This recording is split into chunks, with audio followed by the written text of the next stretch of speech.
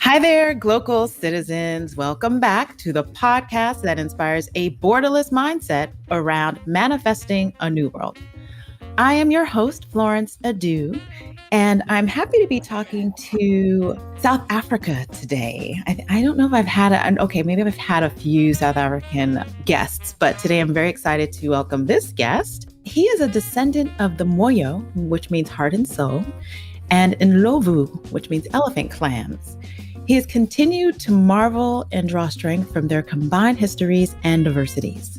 He is a writer, author, researcher, and thought leader with keen interest in questions of African resources, democracy, and governance. He has so far championed African discourse on philanthropy, contributed to growth of many African civil society formations, and has taken part in most of the continental processes of development and governance. Dr. Bhekinkosi Moyo, welcome to the podcast. Thank you for having me. Just to say that I live in South Africa. I'm very much a resident here, but originally I'm from Zimbabwe, so I'm Zimbabwean by birth and descent. Okay, wonderful. And so the two names, what language is that?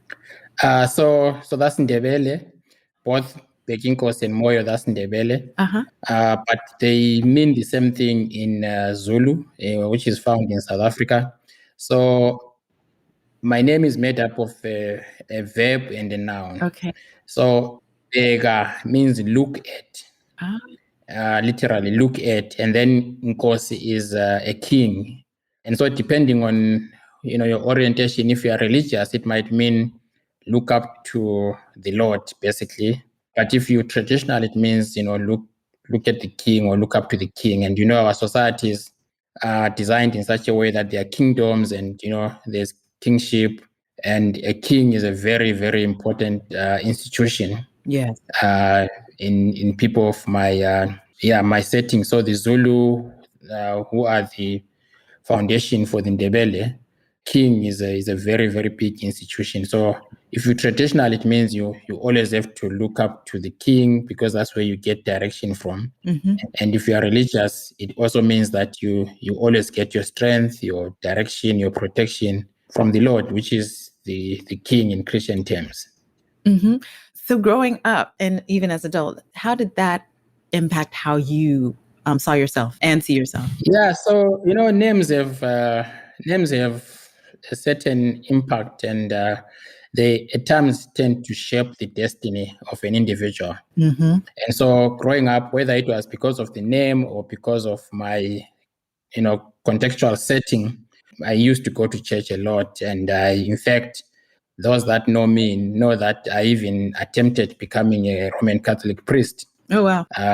I went as far as doing, I think, first year theology, because I really believed that I had a calling to become a priest. And true to my name, that would have really meant that I'm looking up to a calling by the Lord Jesus Christ.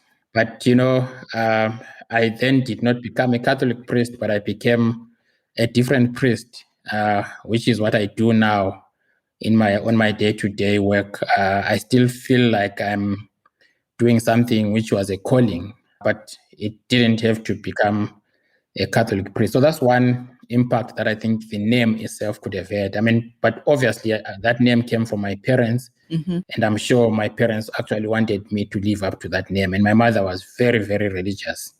And so she is the one that was behind me going to church. And in fact, when I look back and in hindsight, I realized I didn't want to become a priest myself. My mother wanted me to become a priest. Okay. So I think that's one way in which you could explain the impact that my name has had. But I also am not religious, and that's an irony, because I wanted to become a priest. I'm more spiritual. Mm-hmm. And so I do believe that there's a superior spirit, there's a superior being, mm-hmm. That I look up to, who guides my work and protects what I do. And so I think every one of us has that particular being that you look up to, and you wake up and thank that being that you are alive. You do your daily chores, and at the end of the day, you look up to that being and thank that being for protection. and for guidance and for blessings. So that's in many ways what my name would symbolize. The Moyo means a heart or a soul in my language. And I think, other languages like Swahili might have something similar. It's the heart, it's the soul. It's really like, so for me, it symbolizes fulfillment. It symbolizes, the level at which when I do things, I feel I'm fulfilled and I need to go for fulfillment. And that's what the Moyo for me symbolizes. And so when you look at then the Ndlovu, which is my maternal side of things, which is the elephant, and you look at the Moyo, which is the heart or the soul, for me, those two combinations are just magical. Yes.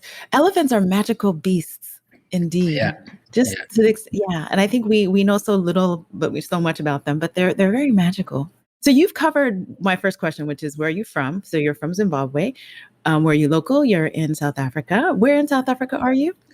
So I live in Pretoria, but as you know, I run a center at Wits University, and that is in Johannesburg, which is really not that far from Pretoria. So under normal circumstances, I drive there every day, but because of COVID, we've all been working from home.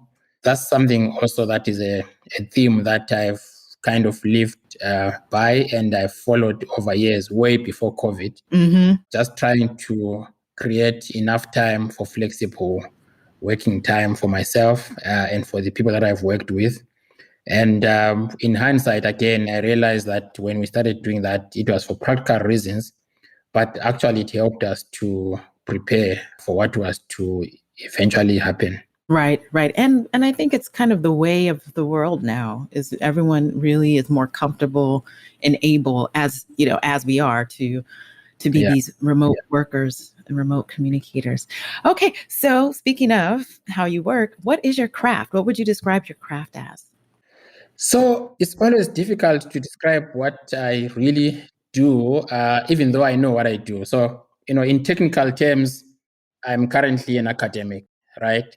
So I teach, I research, but I also, edit a journal, I write, and I also lead a center. So that's from a technical point of view. But honestly, if you really asked me, why am I doing this? Who am I?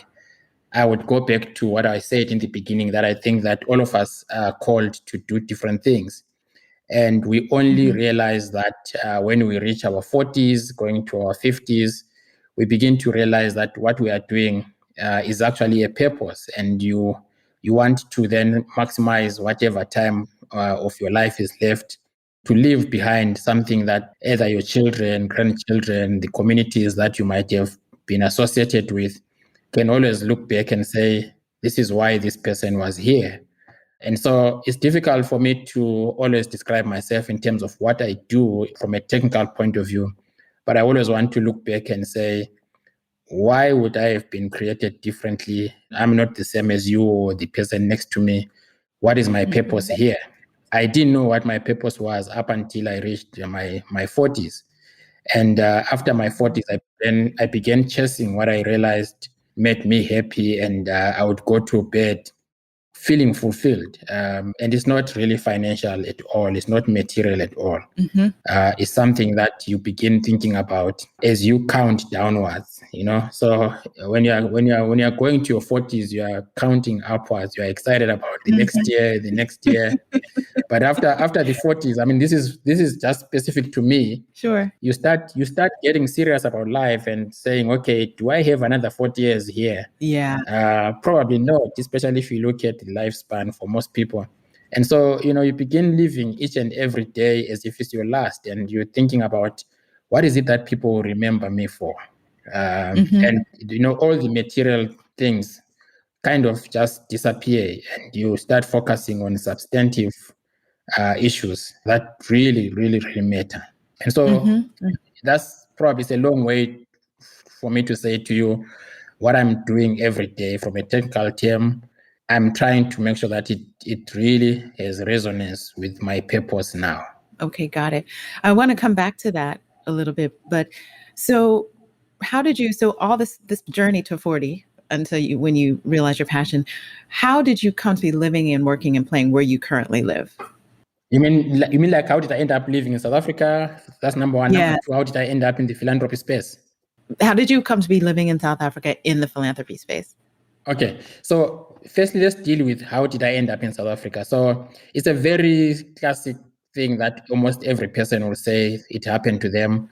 After my first degree, or rather my honors degree in Zimbabwe, I was looking at opportunities to better myself, and South Africa had the best universities close by. And so I came here to do my master's degree. And while I was doing my master's degree, I started thinking about what's next. So I went on to do my PhD here. And I think it was during that period that when I was doing my PhD that I met my partner, currently my wife. And the rest is history. So I had to build a family here. I had to work here. And that's how I ended up here. Okay. But how did I end up in philanthropy? That's a different story. It was an accidental encounter. Okay. I was doing my PhD then. I happened at that. Sorry, I was just answering my call. I happened at that time to be studying, civil society, associational life, and every time I would read around, I would come across certain names like Alan Fowler, Michael Edwards, among others. And I started looking for them online, and I ended up discovering that Alan Fowler was, associated with an organization called the International Society for Third Sector Research, ISTR. And the more I read about him, the more it took me to ISTR. And ISTR was almost a platform for major academics that I was using for my work. And when I finally got hold of him, he suggested that for my work, I would benefit from, joining ISTR. And at that point, I think he was the president of the association, president of ISTR. And I joined. And then, I think around 2001 or 2002, ISTR had this conference in Cape Town. And so I had my paper accepted for presentation. I went to present. I then happened to be on a panel with Professor Kathleen McCarthy from the City University of New York. She runs a center on philanthropy and civil society. So she presented, I presented, but immediately I could tell that we were talking about the same thing, but using different terminologies. And so after the panel, I approached her and talked to her about it and said, my topic is on the following issues. This is how I'm approaching it. And as you heard, I think we are talking about the same thing, but using different words. And obviously, her response was, I get this all the time because I lead a center on philanthropy, and wherever I go to the Global South, I get this. And so she then offered me an opportunity to join them if I'm interested, because she ran a fellowship for people from all over the world who were interested in studying philanthropy, in particular community foundations. And so, it was from that perspective that I applied. I was accepted, and then I attended that fellowship in 2003. And that was the beginning of me changing a lot of what I was studying for my PhD, beginning to focus a lot on philanthropy. And the rest is history, as they say. So I ended up then, just studying philanthropy. My PhD ended up focusing on philanthropic foundations, working in Southern Africa.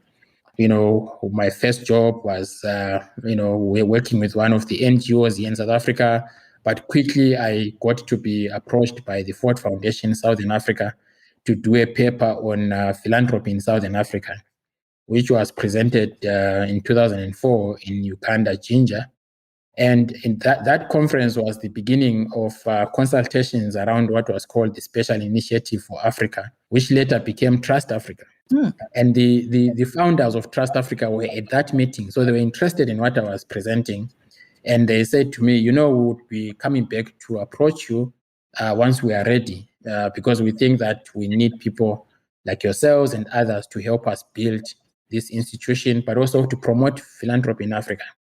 And true to their word, I think a year or so down the line, I got a call and they advertised a position at Trust Africa for a programs director. I applied. I didn't get the job, but For some strange reason, when I went to the interview in Dakar, after the interview, Akwasi Aidu, a very good friend and now a mentor to me, was the founding director for Trust Africa.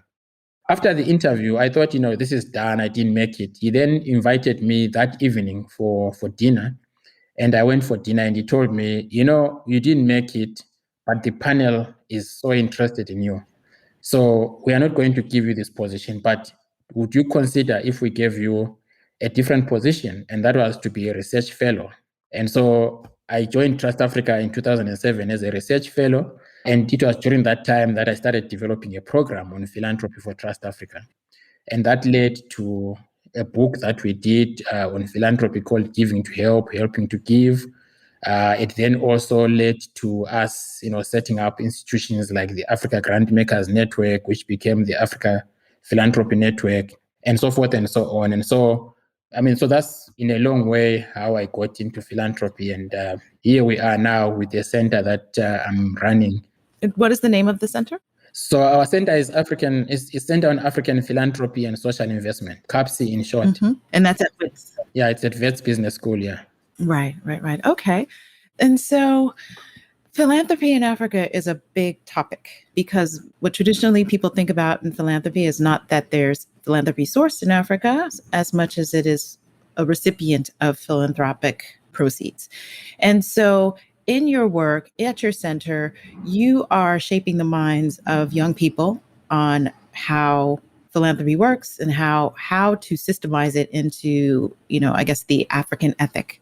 So what are some of the key themes and key concepts that you try to impart to your students as they move into this field of philanthropy as a kind of burgeoning, quote unquote, industry in Africa? Yeah. So I think it's important for us to contextualize even our modules and our training of students, which is that we are approaching philanthropy from the perspective that the narrative that existed and potentially is still around, like you said, was one which defined philanthropy first in monetary terms, but secondly, which positioned Africa as a recipient in terms of the philanthropic processes. And we want to change that because we know that philanthropy, even if we defined it in the current formulation, which is love for humanity, is experienced differently by different communities in different contexts and different geographies. Mm-hmm.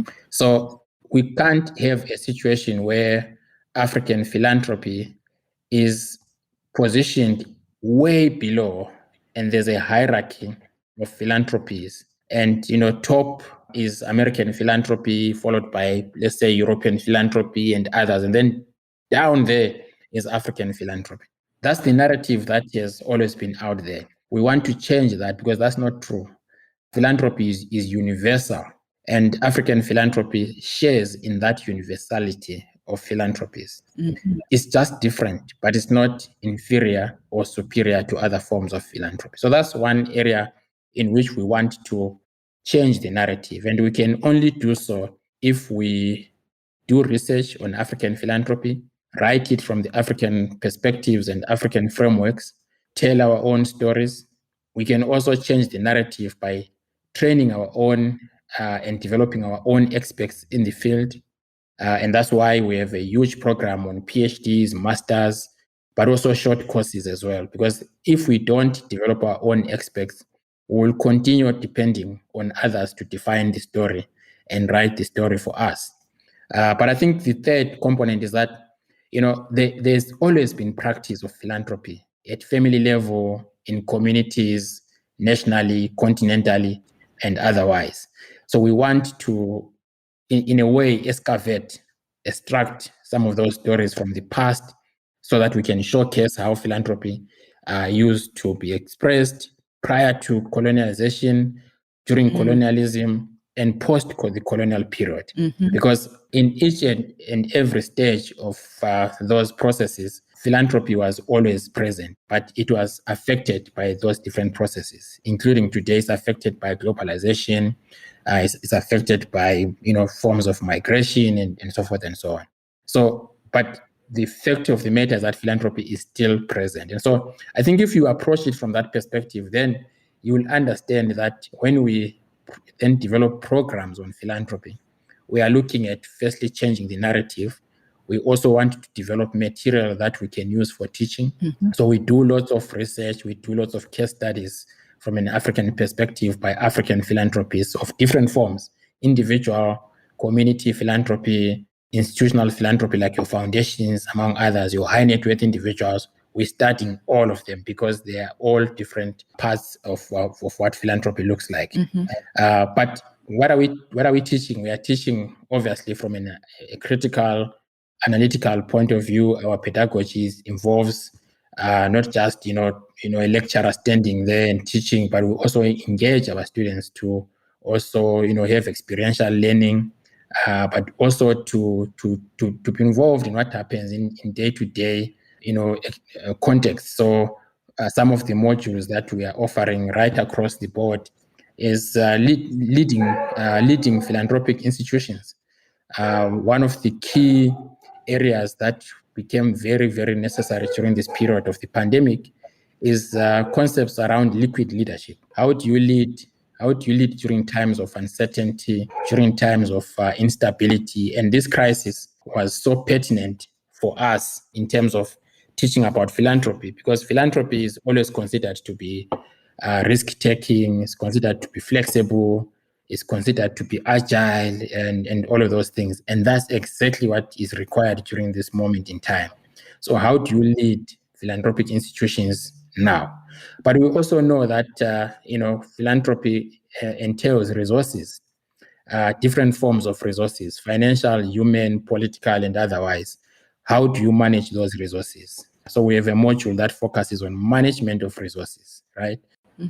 From their mobilization to management to reporting, and the non-profit sector in Africa as elsewhere depends a lot on philanthropy. But for that relationship to remain mutual and sustainable, the non-profit sector has to also exercise a lot of accountability measures, some of which include reporting, good budget management, financial management, and basically how do you utilize these resources effectively, efficiently, and in a cost-effective manner. So we teach that. There's also issues around the growth in wealth in Africa, the growth of high net worth individuals, the middle class, and the expectation for them to give back to society. So how do you advise wealth? So wealth advisory is one of the modules that we are focusing on. So we know this is a trend everywhere, but we just don't want our philanthropists to just mimic what the West is doing. So how do we do it in an African context where their advisory should really take them back to communities and the sensitivities at community level? How do you work with communities? We have a module that focuses on working with communities. How do you work with communities? Normally, we parachute into communities with our solutions, and then we take off again. But that's not how communities are structured. That's not how communities work. Communities understand, the glue, the social capital that binds and bridges between them and their issues. So how do you come in as a philanthropy, recognize the assets and the philanthropy that is already in place, and complement that which is already there, as opposed to coming in and bringing in new solutions totally alien to communities. So that module on working with communities is very, very important because it is the foundation of development, basically. If you don't understand the values, the cultures, the sensitivities of communities, it doesn't matter how much money you bring in. It's not going to make any difference. Right. So we also have other modules around corporate social responsibility. Basically, what is the role of business in society? That's really what the module is about. I mean, the history of corporate social responsibility, how it has evolved over time to probably the 2011 seminal article that was produced by the Harvard professors on shared value. Yeah. And so that's the kind of, we have that module taking people from that evolution, but also, having debates around issues of stakeholder engagement versus shareholder engagement, and now to shared value. So we take people through through that and help corporates to actually, make meaningful contribution back to society. We are located at a business school, and so, we produce leaders. Mm-hmm. What kind of leaders are we producing? What kind of leaders are we sculpting for society? And philanthropy is a paradigm for transformational, ethical kind of leaders. And so we have a module on philanthropy and ethics. So there are several modules, but all of them, they are really designed to firstly build the discipline, which hasn't been built in Africa, but elsewhere you already have a discipline. Mm-hmm. But secondly, to build a knowledge base for teaching purposes, but also for purposes of interpreting the landscape, right? Mm-hmm. And then thirdly, to continually have this connection between practice and theory. And so we are really keen on making sure that what we teach, what we research informs practice. But at the same time, we want practice to actually inform what we are teaching and what we are theorizing. So that relationship between practice and theory is something that we as the center want to try and make it a reality. And so you will see that even, some of our lecturers are actually people who are practitioners. And so we bring them in to bring that practitioner perspective. Our case studies are designed to really, really be built on what's happening in the workspace, in the foundation space, in the NGO space. And that helps students to really get a sense of what's happening out there. We have a journal that we launched last year. It's a combination of research articles and what we call field notes. And field notes are just reflections by practitioners on what's happening out there. What is the name of the journal? It's the International Review on Philanthropy and Social Investment. Okay, good. We'll have that in the show notes. Yeah, it's actually open access, and so we want to have it as accessible widely enough as possible, because it's an intervention from our side. If it's very difficult for African scholars to publish in international journals, partly because of the writing styles, but there's also the politics of publishing.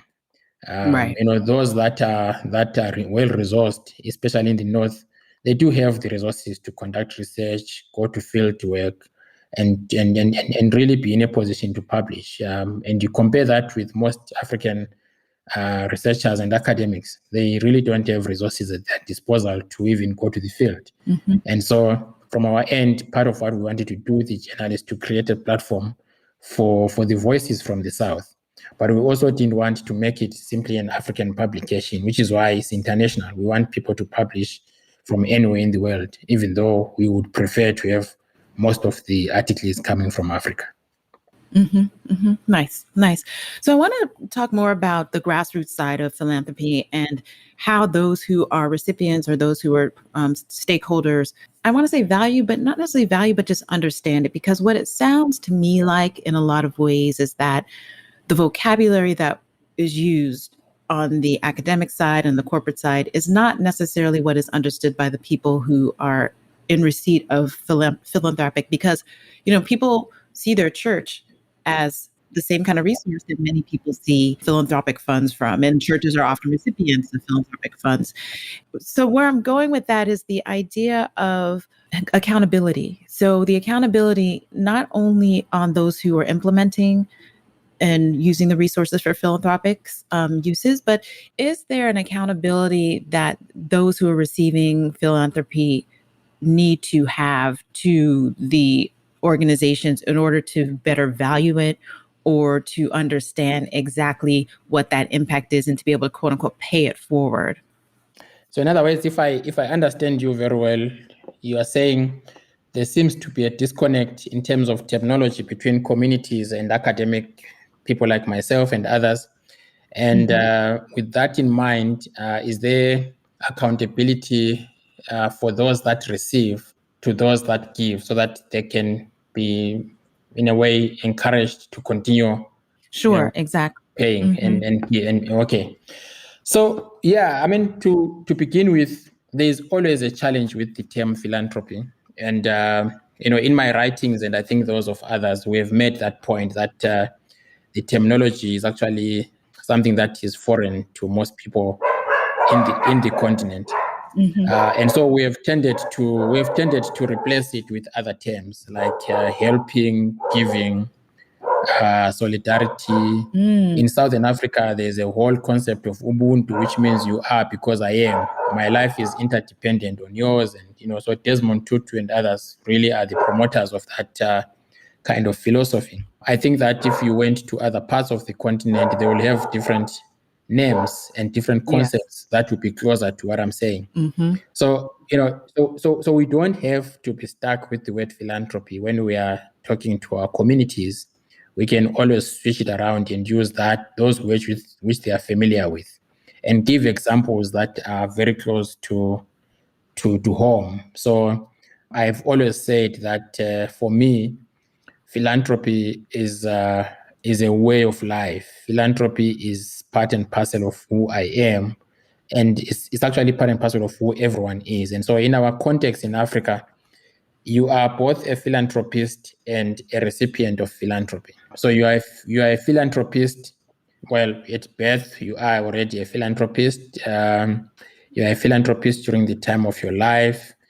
You are a philanthropist for everyone, but generally for most people, you are even the greatest philanthropist at death, right? But you are also a recipient of philanthropy before you are born. Your parents start receiving all sorts of gifts before you are born in anticipation of your birth. The naming ceremony in most cultures was one magnificent and magical showcasing of philanthropy. Yeah. Depending on what you do, your circumstances, you receive all sorts of help growing up till today. Some of us went to school not because we could afford, but somebody invested in our education. Some of our families were fed by either neighbors or communities. Those that are in farming communities, if you don't have the equipment or the necessary tools for farming, communities would come together, just organize a day where they just come and farm your field. They don't anticipate you to pay them, but it's just help. They do what we could call a cooperative. They come and just farm. During harvest times, something similar. So there are several examples from across the continent that you can look at, and all those are an illustration of what philanthropy is. And built in that accountability mechanisms, right? So if you take into account what happens when somebody dies in a family, the community always mobilizes resources, financial, in kind, but also they come in large numbers to just spend time with the family that is mourning, right? That's a mechanism of an accountability mechanism of some sort. I've never heard of money or goods that go missing at a funeral simply because there's an inbuilt mechanism on how to manage those resources. But beyond that, you might be the richest man or the richest woman in the community. You don't just write checks and not be part of the funeral proceedings. You have to attend.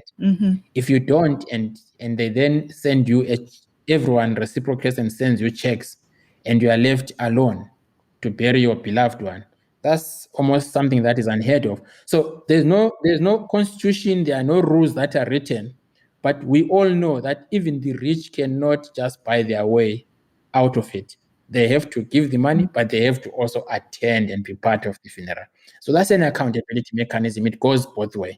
It goes both ways for those who are receiving and those who are actually giving.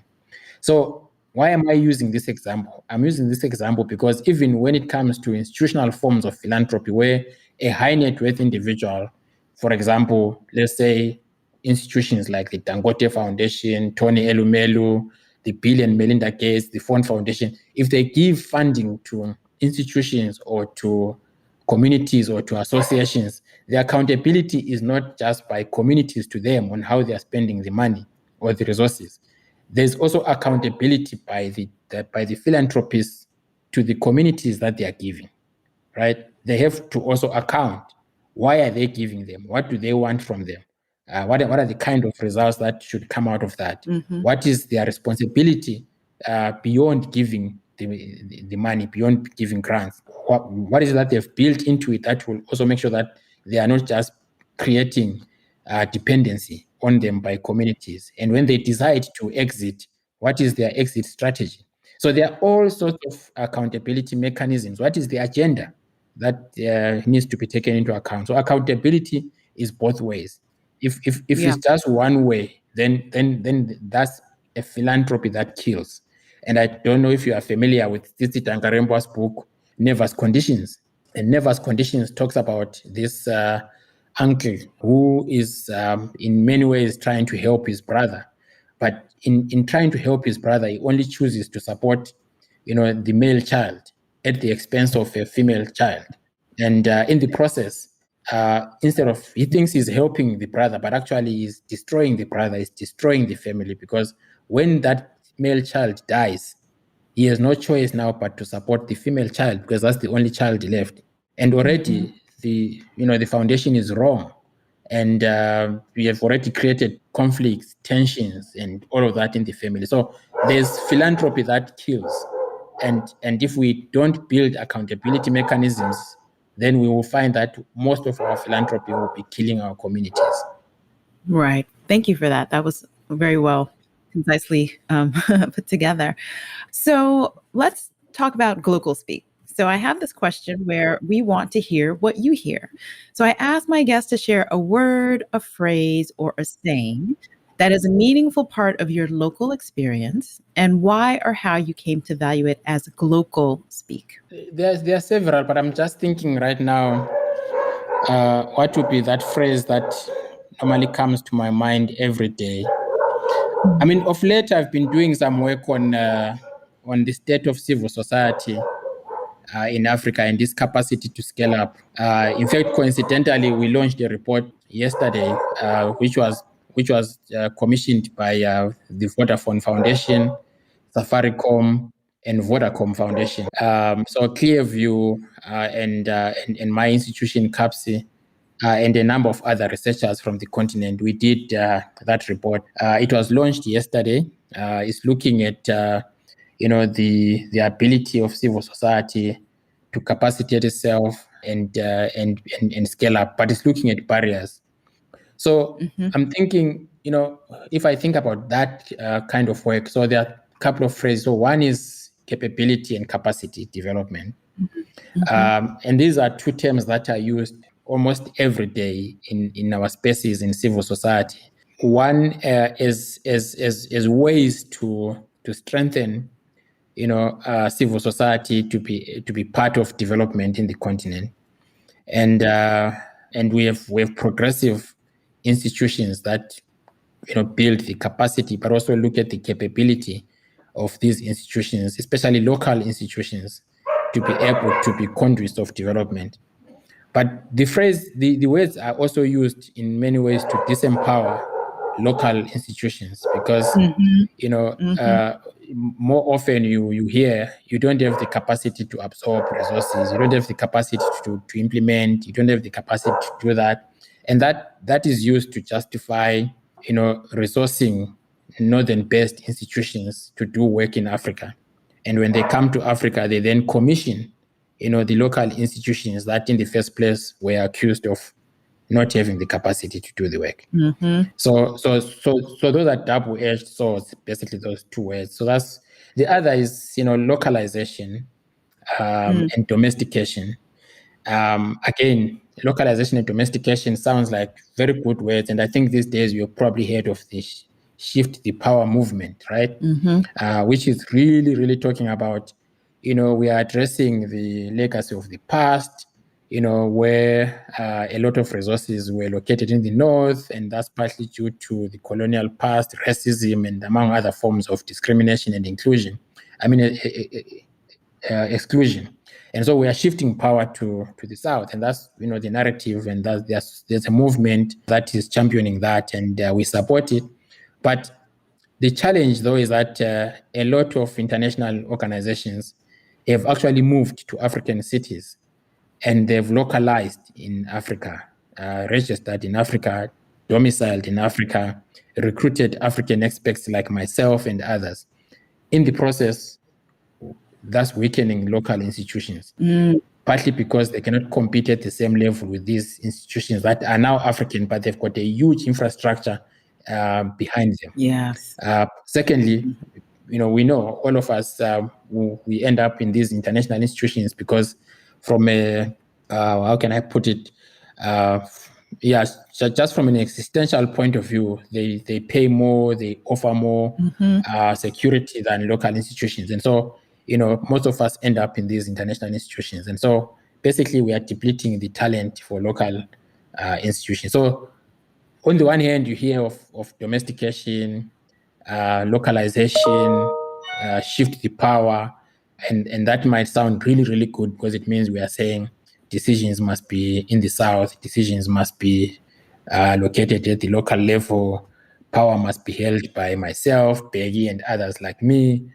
But how realistic is that, and how feasible is that, especially if we operate in a system that still favors international organizations, even though they've localized in the South? So that's an ongoing debate and an ongoing issue that we have to deal with ourselves here. Right. So I think that's really like another phrase. And then the final one, I mean, there are several, is barriers, and these barriers could be international, geopolitical considerations are a big barrier to development in the continent. You see, if you follow the money, you will see that it's linked to geopolitical considerations. Yes. There are international factors such as what I just described now, how donors fund, where they fund, who they prefer, the instruments that they use, among others. But there are also local barriers. I mean, the legal environment under which most institutions operate is to a large extent dependent on the political configuration of a country. So you see different countries have put in place different legal frameworks to basically control institutions like civil society, philanthropic organizations, the private sector, among others. So the extent to which there's freedom of movement, of assembly, of association, that all goes to be dependent on the kind of regime that you have in place. So there are those internal local barriers, but then there are organizational barriers. Some of them have to do with the capacity, like we said. Others have to do with leadership. Others have to do with governance. Others have to do with systems. And during this time, we noticed how systems and technology became a huge barrier or an asset for an organization to pivot to new ways of working. So Right. those would be some of the things that I think concern all of us, and the phrases that we constantly use. I mean, pivoting, you are on mute now, those things are, you're on mute, yeah. Right.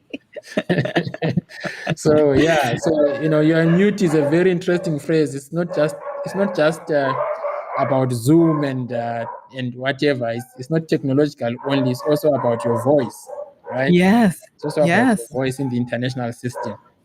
Exactly. So speaking of that, I have this mindset hack question. So, there's these, you talk about all these ways of thinking. And so I like to ask, what is your favorite or an innovative mindset hack? So this is one that you know of or one that you can imagine. Okay. So basically, what is it that kicks my mind into the zone? Okay. Yeah. Yeah. Exactly. So there are a couple of things, but the first one is growing up, I never used to like jogging and running. I used to do karate a lot, and karate taught me 5 maxims, which was character, etiquette, effort, discipline, self-control, and I think that has always occupied me and kind of shaped the kind of a person that I am. And so even my mind has to almost follows those 5 maxims in whatever I do. My mind gets to be aligned around that.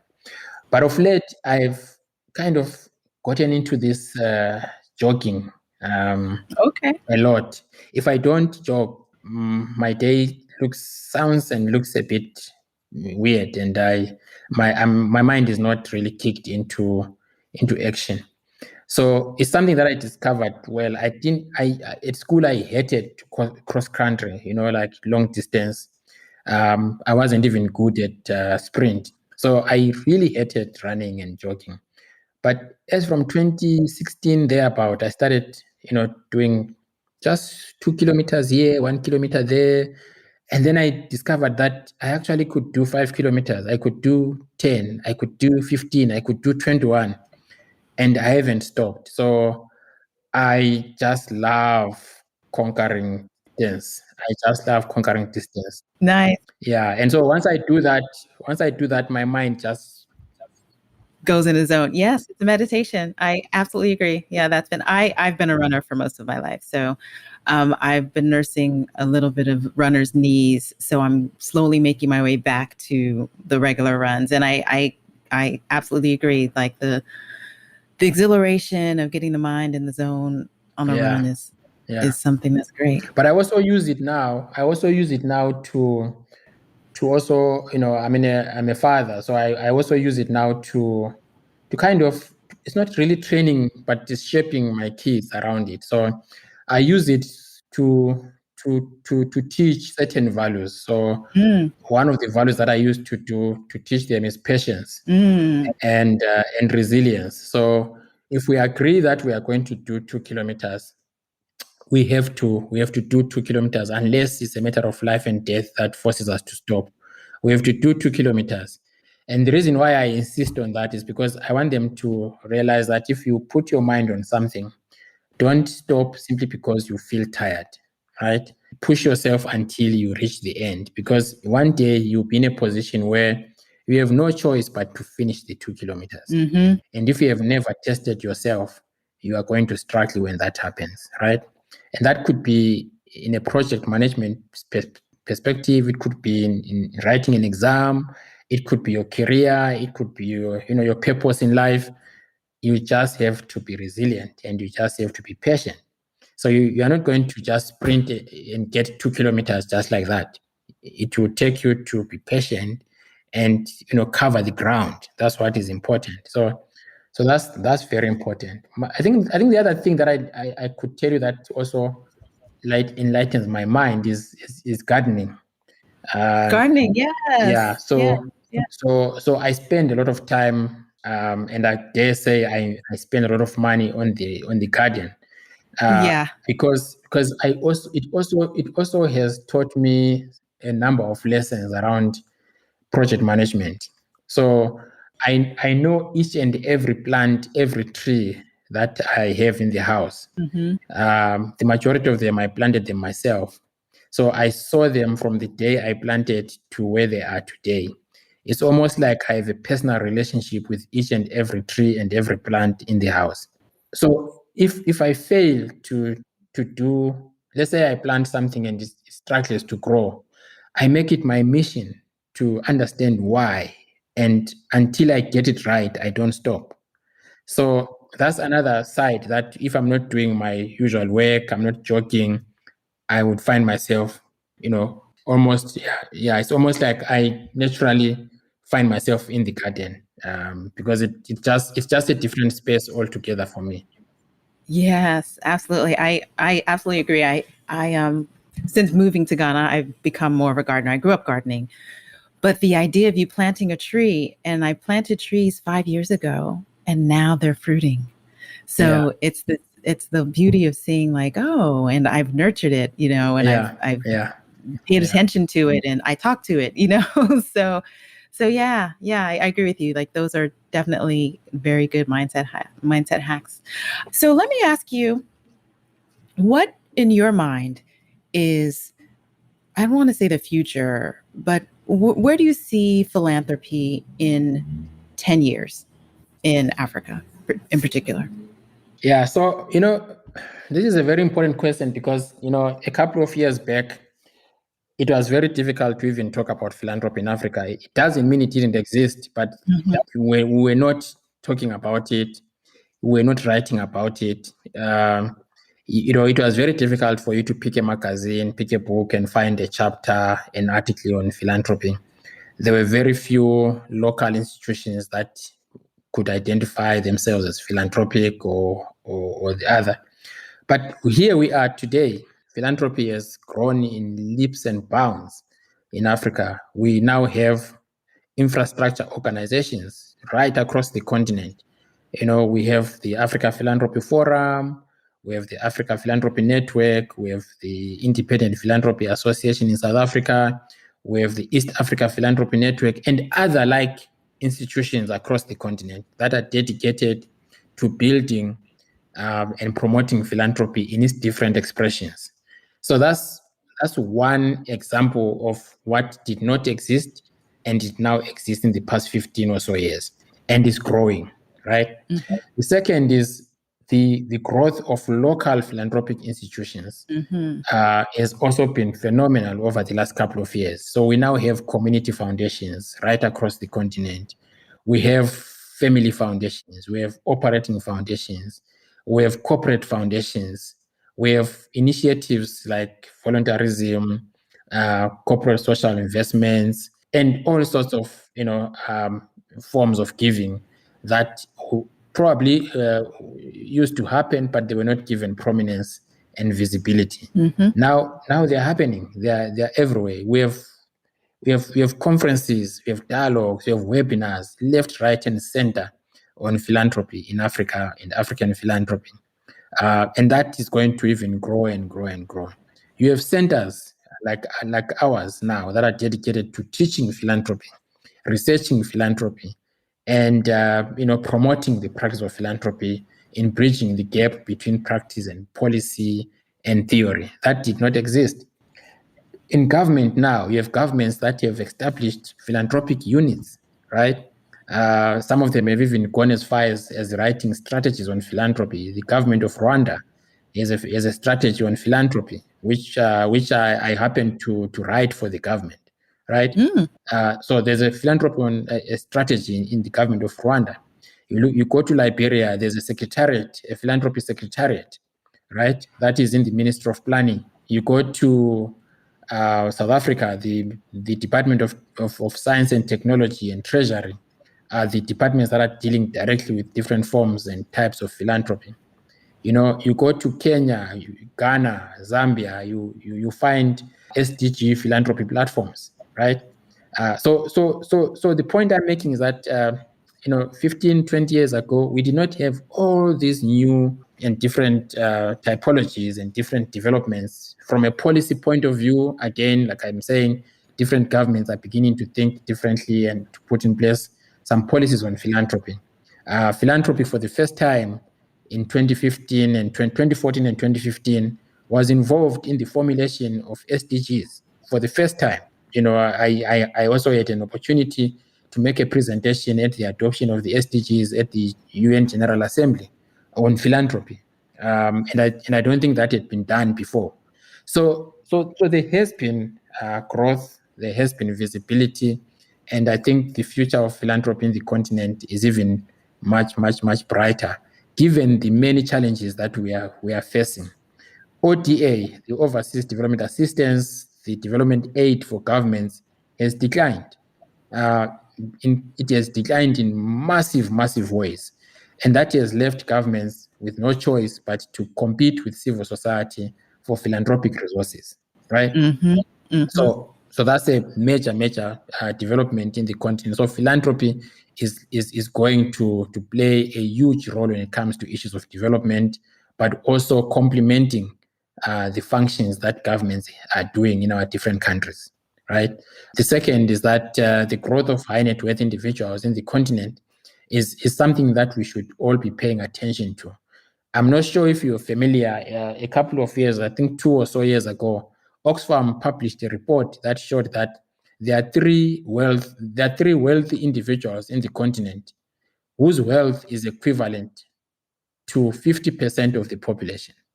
Yeah. The African population. So we're talking about, more than 650 million people's wealth is equivalent to just 3 people's wealth, right?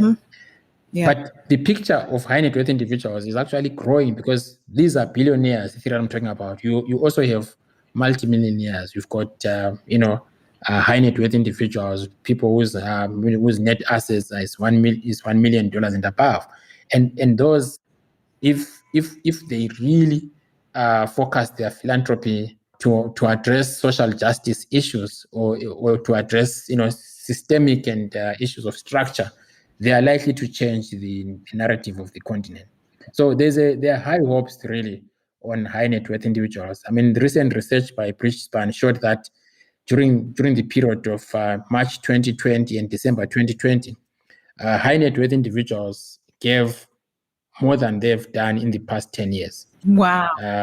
They gave about more than 265 million US dollars, and they've never given that amount of money in 10 years. And they did that between March 2020 and December 2020. But that's because of COVID, and COVID affected everyone. Yeah. Right? It's a humanitarian crisis.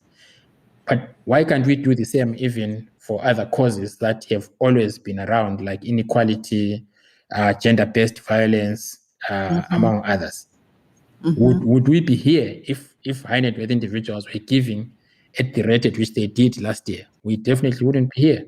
So this is a definite call for them to even do much, much better in terms of addressing issues of structure, issues of systems, and issues of social justice, right? So there are key areas that philanthropy will have to focus on as we go forward. One of them is really addressing the scourge of inequality. The second is addressing the issue of climate change.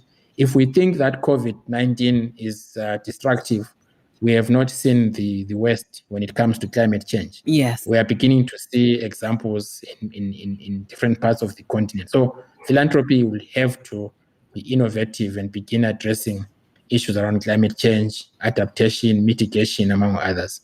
But there's also, issues that are always available, issues of gender-based violence, inclusion, issues of discrimination, among others. And those will also need the philanthropy to continue supporting. And so we shouldn't really be hung up and stuck on the COVID pandemic, because the problems that we are currently dealing with were just exacerbated by COVID. Yeah. And COVID will at some point be addressed and solved, but we will still have these systemic challenges with us. And so philanthropy must not be fooled by COVID and just shift all the resources to COVID, which is what most of them have done over the last couple of years. Yeah. From last year and this year. Yeah. These problems are still going to affect us. And so African philanthropy, by its nature, is very, very much a collective approach. It's values-based, but it's also a philanthropy that has relevance to communities where it is located.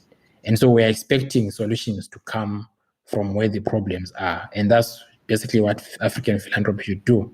It should solve local problems from the perspective of the communities that are affected.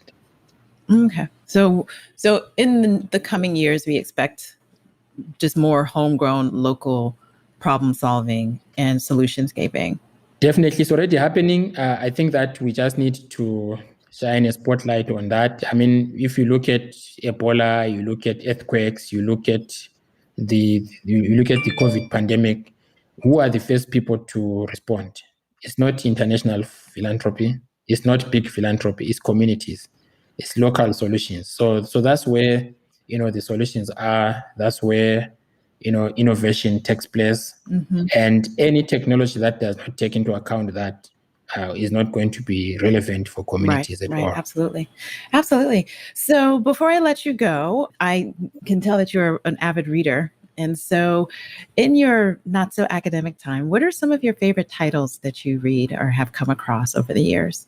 I read a lot, but I think there are some classics, of course, that one will always go back to. I mentioned Tsitsi Dankarembwa's Nervous Conditions.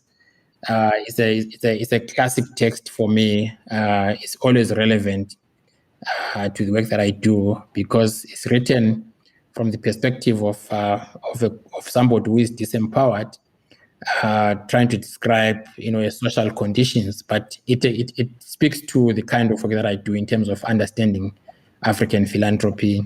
But somebody could also pick it from the perspective of gender studies and understand it very, very well. So that's one text that I always go back to. I've also read Beautiful Ones Are Not Yet Born by Aikwe Ama. I love writings by Aikwe Ama. And so I had the advantage of actually spending some time with him in Senegal, in Popengini. Oh, And nice. so not only do I, just like his writings, but I've had time to walk with him along the beach, just discussing, the work that he does. And so beautiful human being. So yeah, I love his writings, of course. And then, Chinua Achebe, growing up, I mean, there's no way you would avoid reading Chinua Achebe and Ngugi wa Thiong'o. And then, of course, you said you're Ghanaian, so there's Anton Appiah. I don't know if you know of Anton Appiah. My Father's House, another classic text for me. And because I also studied philosophy, I like writings by Pauline Utonji, Mbiki, among others. You will notice that I have not mentioned any philanthropic text. Exactly. I'm just looking at all the books in your room. So I'm like, I know that there's a section that is not work. Yeah. So I'm just telling you about things that I just like reading. Yeah. And there's another text that I read, and I don't remember the author, but it's just one of those fiction but fascinating writing by a Nigerian lady. It's called "You Did Not Come to Me by Chance." It's a write up about these scams and 419 or whatever. But the way it is written, I mean, I couldn't put it down. I read it from page to page without stopping. So then of course Chimamanda Ngozi, I've read every book that she has written.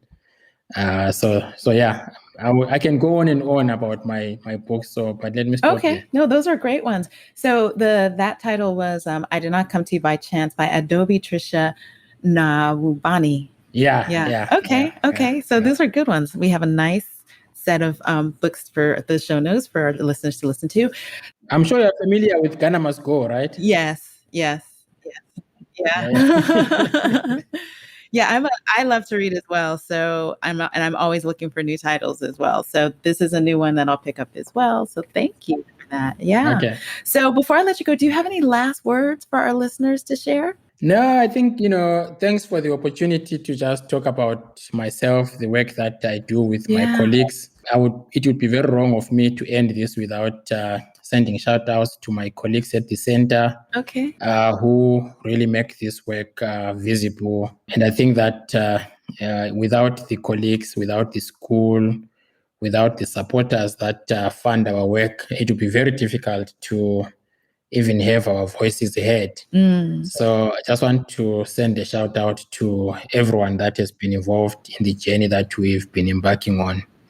And so we're still looking forward to doing more and promoting our ways of living and our philanthropy in the continent and beyond, basically. Yeah, and we look forward to seeing it. So thank you for that. And I look forward to more discussions, more information, reading your journals.